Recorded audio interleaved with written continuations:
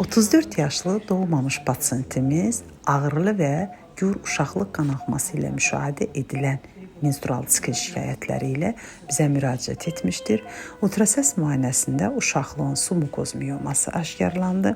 Miomanın tipini və əməliyyatın həcmini təyin etmək üçün pasiyent kiçik çanağın MRT müayinəsinə yönləndirildi. MRT müayinəsinin nəticəsindən submukoz miomanın tip 2 forması təyin edildi. Bu nə deməkdir? Yəni submukoz miomanın çox hissəsi miometriyada, yəni əzələ daxilində, az hissəsi isə uşaqlıq boşluğundadır. Ekrandan da göründüyü kimi fragmentar olaraq mioma kəsilərək götürülür.